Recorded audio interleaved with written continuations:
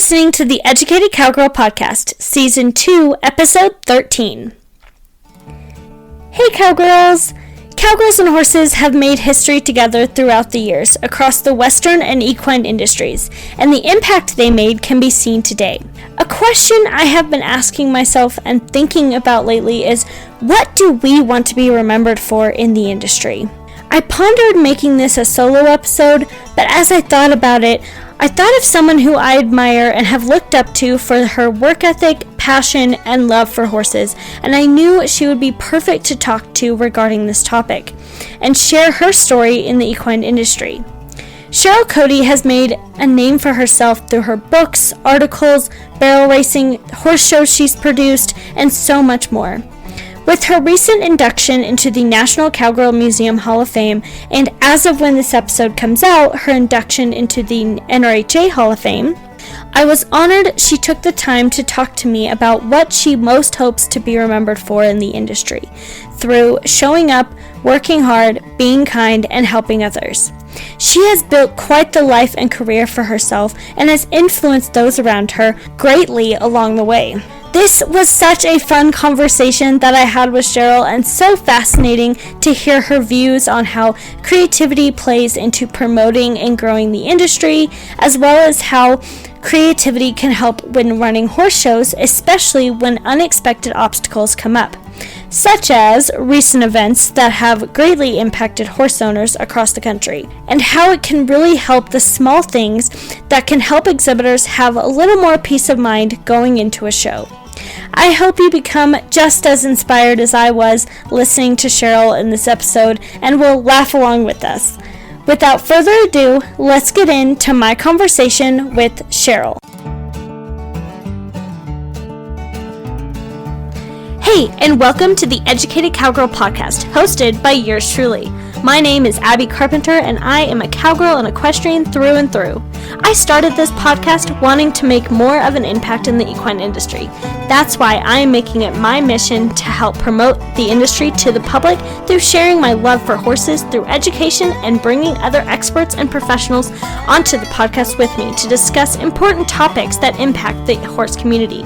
So whether you are a crazy horse lady like me, want to learn more about horses, or want to learn more about the industry, you've come to the right place. On this podcast, we will be talking about ownership, horsemanship, fitness, faith, breeds, and so much more.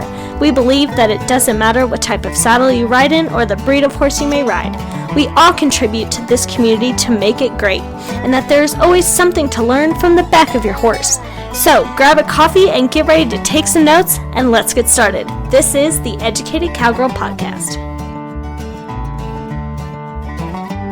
Alright, so welcome back to the show, everyone. I am so honored with who I am sitting down to talk with today. She is the face many reiners love to see in the show office, a horsewoman, award-winning journalist, photographer, and one of the newest inductees into the Cowgirl Museum Hall of Fame. Cheryl Cody, welcome to the Educated Cowgirl Podcast. Well, thank you, Abby. I'm glad to be here. Yeah, thank you for taking the time to talk with me today.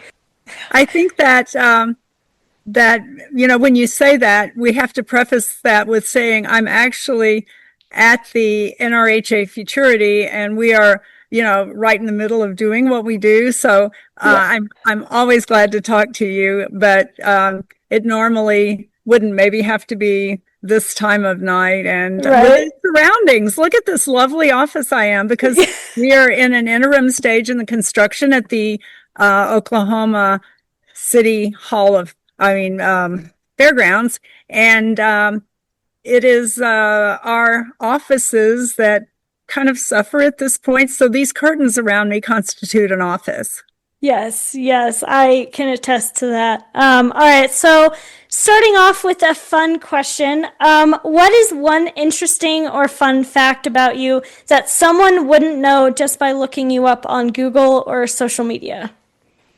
Well, I'm not much of a social media person as far as posting things about myself, but the thing that people might not know about me is, in addition to the horse career I've had and been very blessed to have, and I love cows.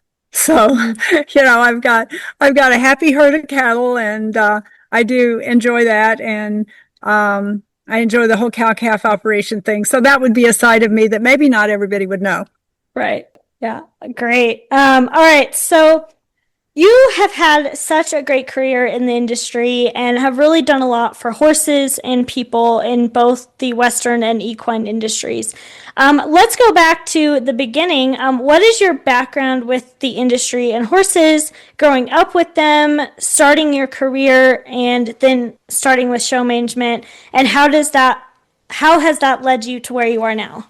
I was probably the least likely person to ever end up where I have, to this recent honor of being inducted into the National Cowgirl Hall of Fame. I'm still just blown away by this. My father was career military, and I grew up going to, I think, 8 different schools by the time I got out of high school, and never had that one place I was from, but my parents understood how much I loved horses, and so I had horses. We didn't really know what to do with them a lot because my parents had never been around horses, so we all learned together. And what changed for me was when my dad was stationed for the longest time in Texas, and I was able to be kind of taken in by some ranchers and horsemen in West Texas, and was privileged to have a place in their truck and have a job to do with them. And I was as happy as anybody could be. And that was that really became my identity. That's learning from them, and learning about horses and cattle was great. But I also learned a lot about life, and a lot about kind of how I wanted to live my life. And I said in the speech at the induction, the things that I learned were, number 1, show up; 2, work hard; be kind, and help the next person in line. And if you do those 4 things, then there's always a place for you. There's a place for you everywhere, and in especially in our Western and equine world. So that's kind of something that I carried with me. That was besides learning about horses and cows, it was part of the lessons they taught me, and kind of became a part of me my whole life. And I think I'm been able to be where I am today because people have always helped me. And that's from the beginning, getting to learn and ride, and then as I got older, competing, and I just stayed at it. And at some point, I really started to write a lot, and kind of grew with that. And then the photography came in, and just being, that was an entree into becoming part of a network of people that I got to know in the horse world, and then everything kind of piggybacked on that. It was one stage after another. Yeah. So when you decided to kind of step away somewhat from journalism and photography and start producing shows, was that like a gradual progression, or was more like a big career shift for you? I never really thought I made a career shift. It's just that I kept adding things, At one point, I was doing the reining events, doing the National Reining Breeders' Classic, and then started doing all of the National Rein Cow Horse Association. We ran that organization for 12 years. And during that time, I was also still competing and wrote 2 books. So, it's like I never really gave anything up intentionally. It was just that it seemed like I'd get too busy eventually for like one thing, and then, just move on to a little more of something else. Yeah. Great. So through your work with journalism and marketing, is there an article you wrote or an experience you had that sticks out in your brain, or you remember as having the biggest impact on your life and maybe changed the way you thought about the industry? I've always loved the horses, and I did so much event coverage in the beginning, and I would get to go, for example, in those days, I'd be covering the World Show for some different magazines, and they'd have 90 something world champions and, at the AQHA World Show, and I would interview every single one of them. And I just felt so privileged, and I could learn so much. And when I moved into really doing way more of the reining and covering more for the Reiner magazine, and just fell in love with it. And I can remember being at the futurity and watching every horse go and making notes on every horse. And I remember when the horse would come into the arena, I said, oh, this one, I want him to win. He is so nice. I really want him to be the winner. And then the next one would come in and I was like, oh, I like this guy, So I still have the ability to fall in love with horses and believe in them. And I think that that's the thing that I learned, is that I never thought it was work. I always just thought it was amazing. And I always told people, because in the beginning, certainly in those days, you would watch this event and take notes and do all of these things and then go home and write a giant magazine article at the end of the show. Right. So, I just always wanted to make people cry when they read my article. I wanted at some part to show how emotional it was, so they understand it and they really felt it, and that they would get teary-eyed. So that was a big goal. That's so great. You kind of wanted people to not only understand and learn about the industry, but also have an appreciation for it and really understand the heart behind what we do. Absolutely. And that's what it's all about. I mean, anybody that's doing what you're doing, you're here because you love horses, Abby. At the very beginning, you loved horses. Yes. And there's the wonderful thing about this industry is there's so many places for people, no matter what your skills are, no matter what you do. If you start out loving horses and find your way to this world, there are so many things that especially women can do. Yes. Yep. No, I agree with that. So what or who inspires you the most to keep going even on hard days? Well, I've been so privileged to be able to work with my daughter, Savannah. And she is often my motivation, my critique, my mentor, let me run this idea past you. And so I'd have to say that my daughter is actually one of the greatest inspirations in my life. And I'm so blessed that she came to work with my company. When she first got out of college, she did. And then we decided after a few years, well, she really needed to work somewhere else so that people would take her seriously. Right. So she worked for Cowboy Publishing for about 7 years as a associate publisher for Barrel Horse News and Quarter Horse News. And then finally I'm like, you think you've had enough? I think you're legitimate now. You've got a pedigree. So then she came home, and we do enjoy working together. Yeah. We're very, very privileged to do that. Great.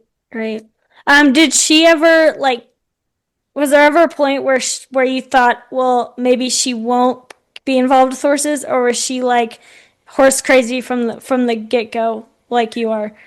She was horse crazy from the get-go. Now, I will say that the difference is Savannah was always just as happy to, just get on a horse and go to the arena and, teach him something and go back and do the next day.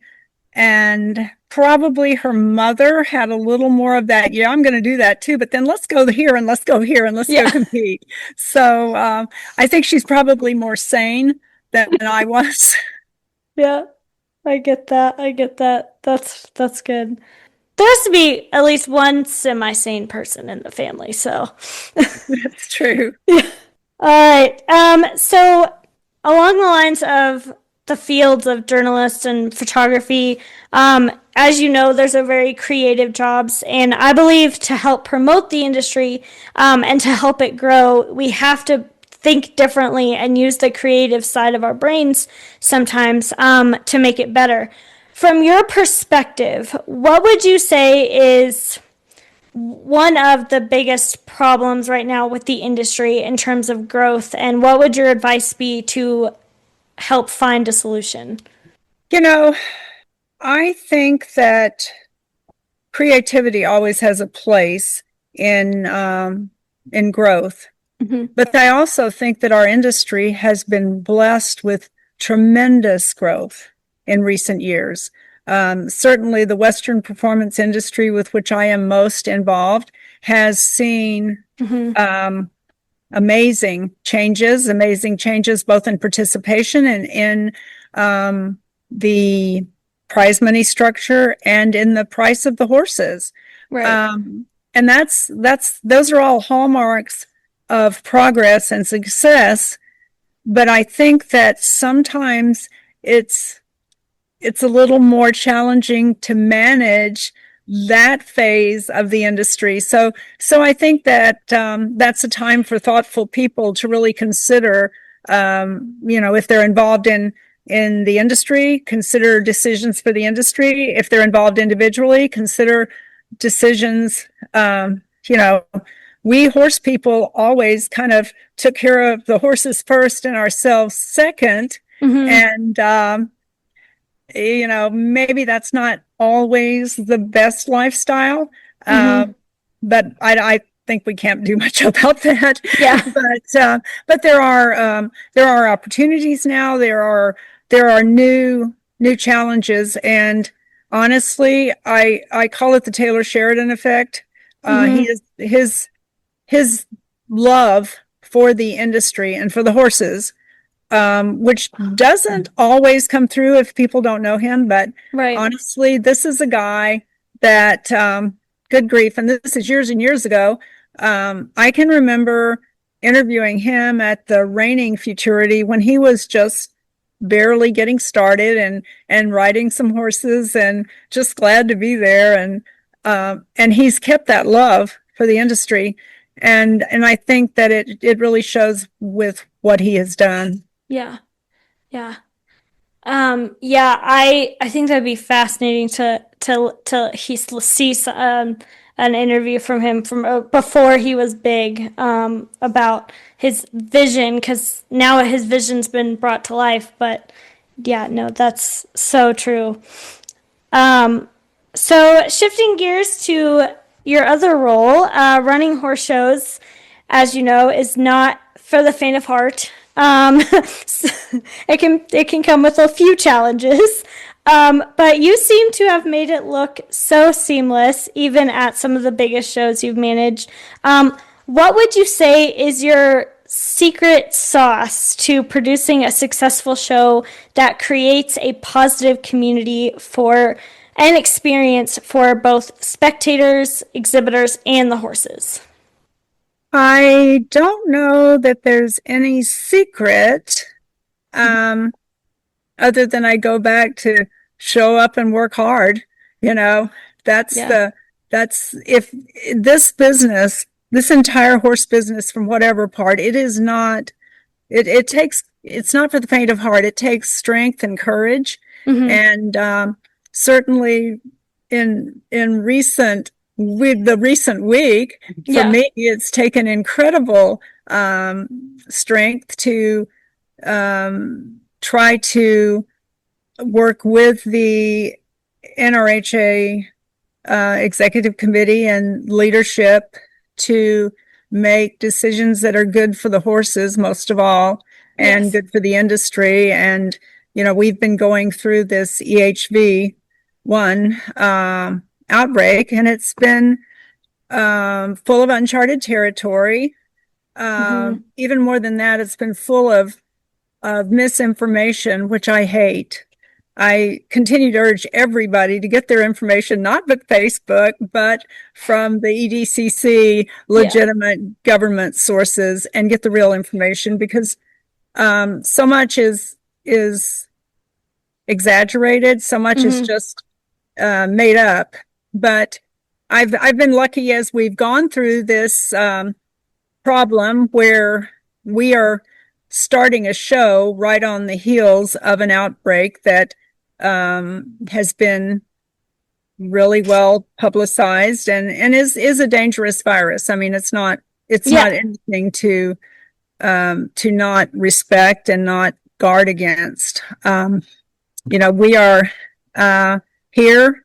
I've wake up at night thinking of, okay, we could do one more thing. I even, as you know, at these horse shows, we always have golf carts rented and everything.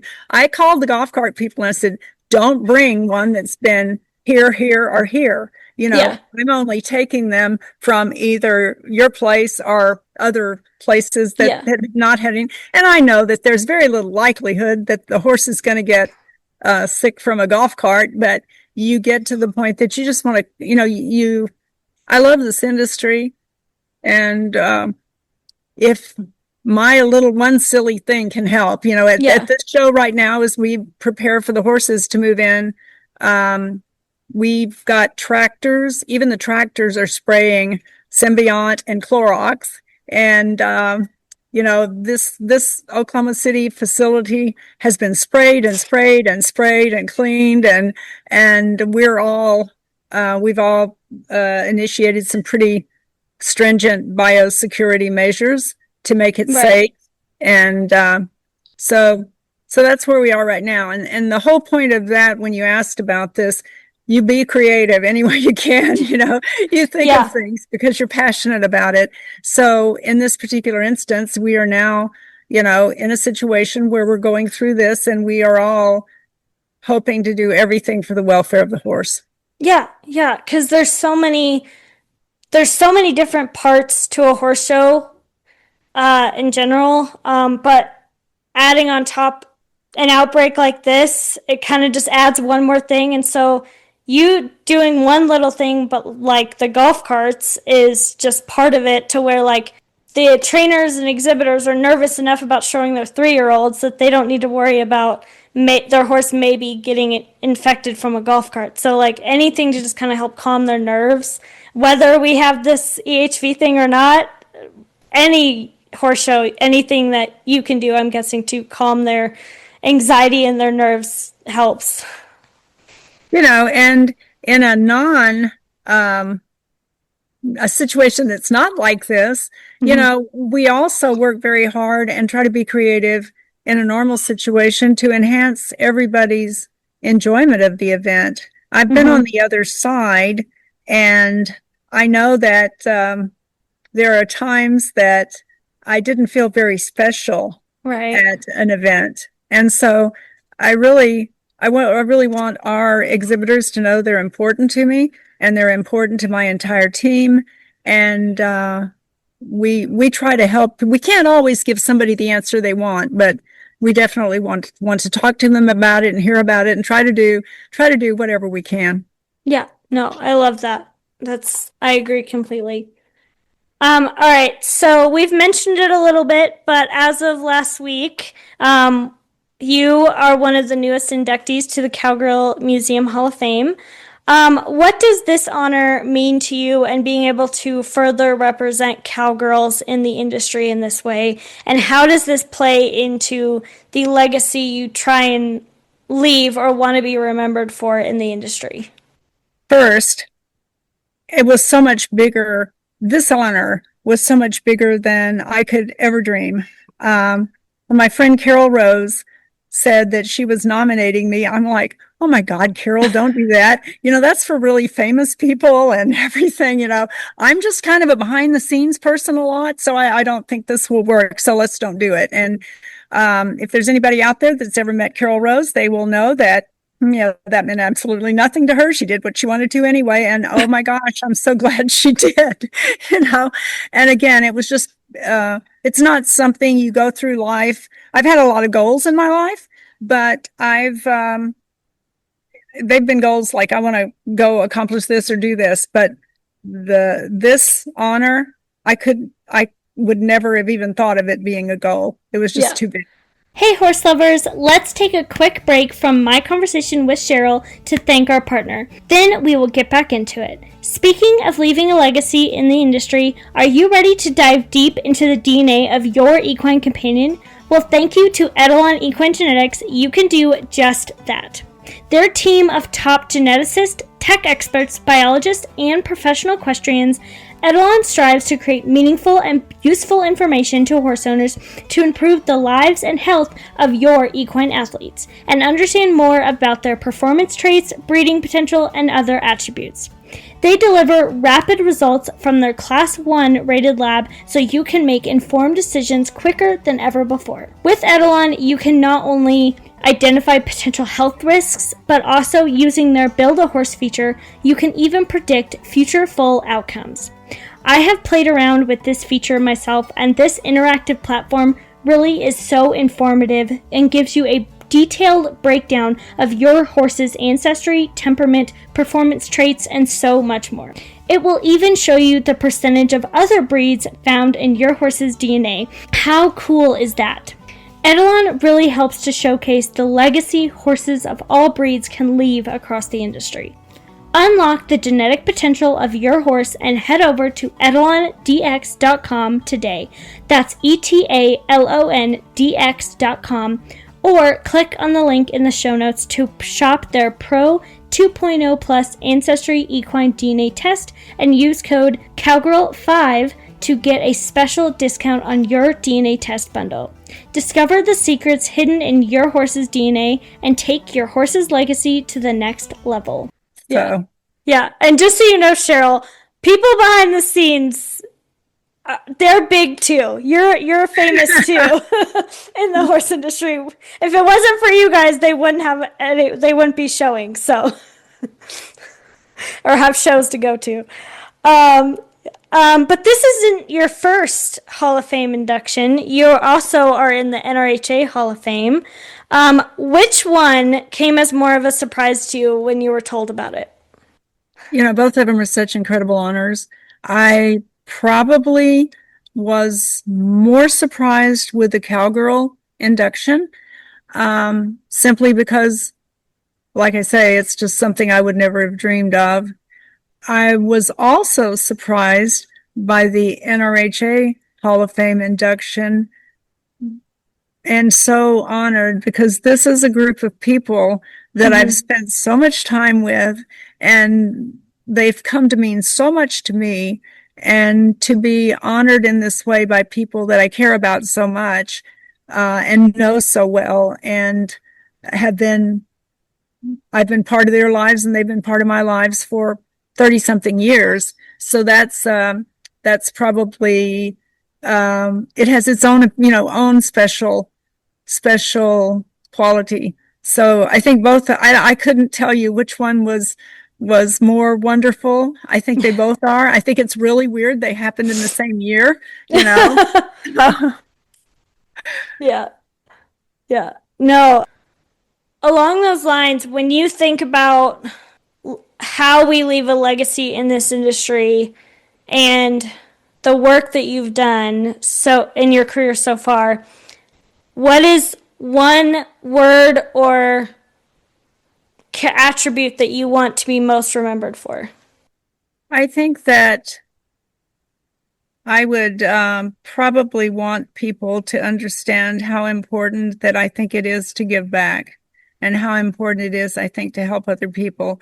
I had people that helped me and mentored me. I've tried to help people and mentor them. With my friends, Shorty Koger and Tracy Clark, we started an organization called Reining Cancer, and that is so close to my heart, and probably the thing I'm most proud of, because never thought I would be doing anything like that. When we started out and we were talking about it, somebody said, well, do you think you can raise a lot of money? And I said, no, but I think maybe I can raise a little money a lot of times. Yeah, I think I can do that. Yeah. And that's what we've done. We've just kept at it. And it's been such a passion for all of us, because we were all impacted by cancer, with loved ones, with family. And so it's been something that's occupied a large amount of my life for probably almost, I guess, 18 years now, something like that. So that's, as far as a legacy, I would say that what I would want people to think about and think about for me is try to give back. Always give Mhm. back. You think you're helping somebody else, but you know what? The one that feels the best is you. Yes, yes, yes. I actually today I just saw the quote again that, and I'm going to paraphrase this, but kindness will always be rewarded back to you. And you saying that just made me think of it. It's so true. So Yes. true. Yes. I think that's so important for the industry, especially to help it grow and for the next generation. So speaking of the foundation, the Reigning Cancer Foundation, I know it's very close to your heart, but can you dive a little more into how it was all started and then what the vision was behind it? You can expand on it. Um, in the very, very beginning, Mm-hmm. we, as I said, we all had been impacted, and the idea was because Shorty's sister, who had passed away, Shirley Bowman, was had gone through cancer treatment, and unbeknownst to Shorty, she did not receive nutritional counseling, which would have helped her, because her insurance didn't cover it. Oh wow. And so our passion came to be that we would create a nutritional clinic in the Stevenson Cancer Center in Oklahoma City. Mm-hmm. And our goal was if we could raise $500,000, then that would be matched and that we could endow this clinic. And so off we went.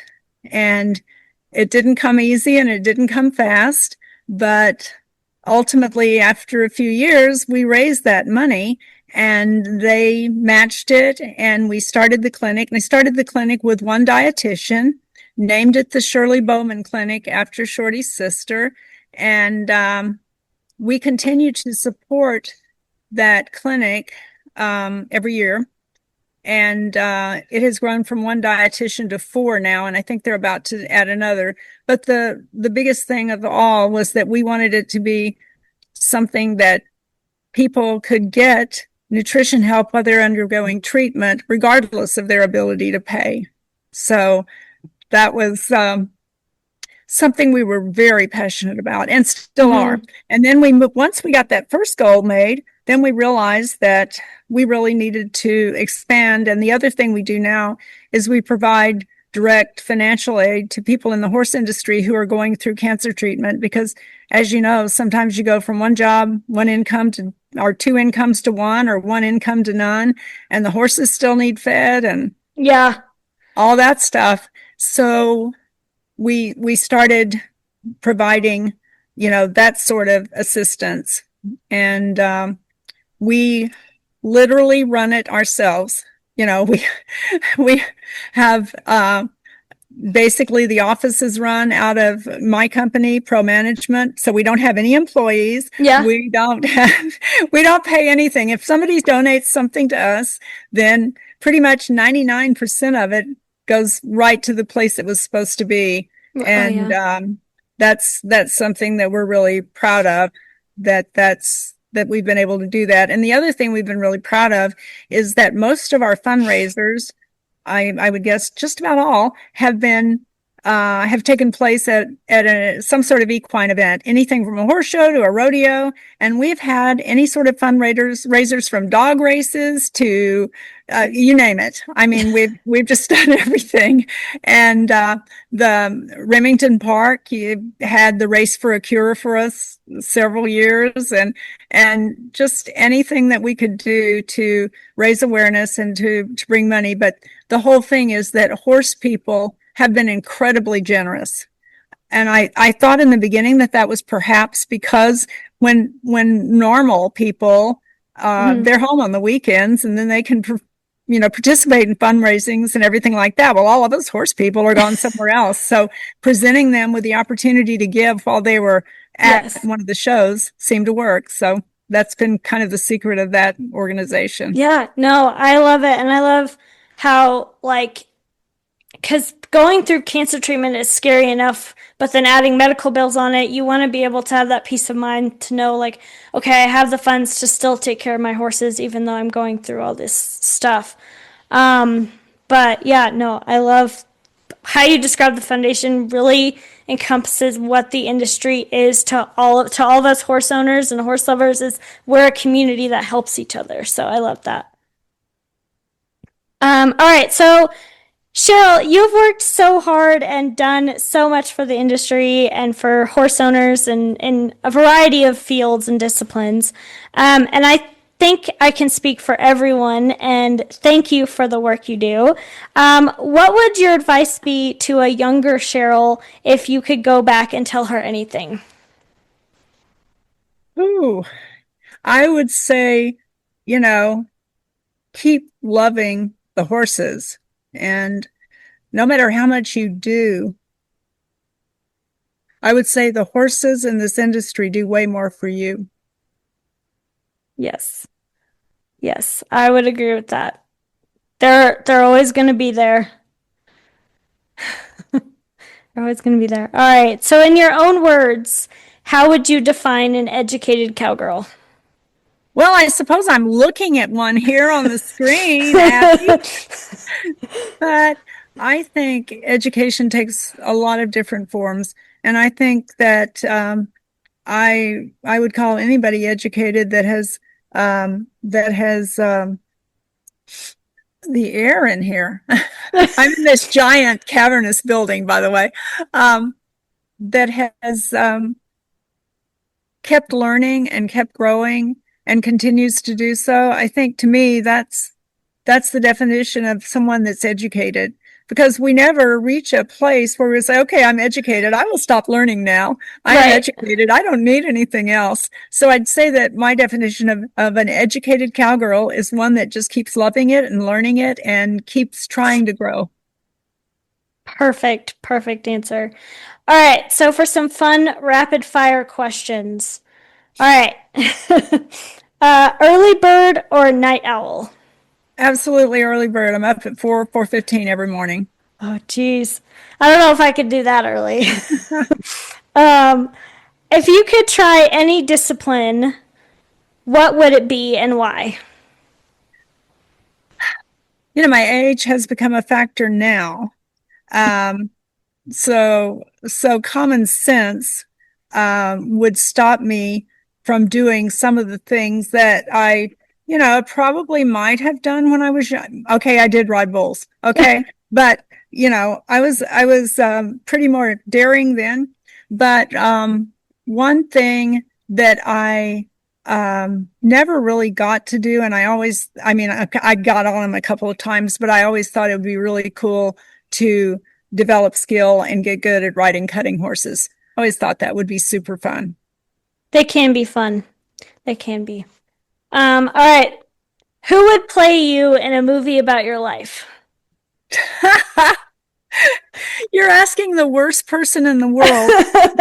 I literally never know who those movie stars are. I mean, I see them or occasionally, but I'm not like, I don't go to movies that much. If I see something, it's older and I see it at home, and I'm totally boring in that aspect. So I have no earthly idea. I guess some blonde that's tall and bony. I don't know. There's bound to be somebody out there like that. I could see, I cannot remember the actress's name, but the actress that plays Beth Dutton, I could see her playing you. Oh, I think that character is so mean, though. I could never, I'm just No, not you're not a Beth. I'm not saying you're a Beth Dutton. I'm saying that just like I've seen interviews with this actress and she kind of she would embody you great. All right. What is your favorite holiday tradition? Oh, boy. Well, my absolutely favorite holiday is Christmas. And it always has been. I just love everything about Christmas. I love going to church for Christmas. I love family time for Christmas. I love decorating for Christmas. I love giving presents for Christmas. All of that is just totally wonderful for me. And I like the Hallmark Channel at Christmas. So there you go. Speaking to every woman's heart there with that one. I like happy endings. And honestly, I've done these horse shows in the fall for so long that my thing is like, okay, I can get through this because in a week and a half, I'll be at home on the couch with a glass of wine, watching the Hallmark Channel. I can make it. I just got to gut it out a little longer. So what if I'm tired? I've got Hallmark Channel. Exactly. Cheryl, this has been so much fun and so fascinating to talk to you and hear your stories and your views on the industry. Besides from the futurity that you are currently setting up for right now, what else is coming up for you for the rest of 2025, or where can people expect to see you? Well, for the rest of 2025, when we get finished with this futurity, my husband Philip and I are going to go out to Las Vegas for the NFR and be spectators, which is really cool for somebody that does what I do for the living. If we're out there and the power went off in the whole place, not one person is going to call me. Yes. Cheryl, you got to get this fixed. Well, I'm not having anything to do with it. So that's really kind of fun to be in a totally non-involved spectator way. So we'll do that. And then I don't have an event coming up until March, and that will be the qualifier for the Run for the Million. And we're planning to do that at Bosque Ranch, which is Taylor's Ranch is in Weatherford, Texas, because that's what I was striving for, and it just went away. Yeah, no, you're all good. But thank you again for taking the time to talk with me, and good luck to you and Savannah and Kathy and everybody at the futurity this year. Thank you so much. Thank you so much for listening to this episode of The Educated Cowgirl. I hope you enjoyed it, learned something new, and will come back for more. In the meantime, if you would like to continue to support the show, make sure you hit that follow button on whichever platform you're listening on, follow me on social media, and make sure to leave me a rating and review on Apple Podcasts. And if you really want to share the podcast, make sure you tag me in your Instagram stories at The Educated Cowgirl. But for now, stay blessed and ride on, cowgirls.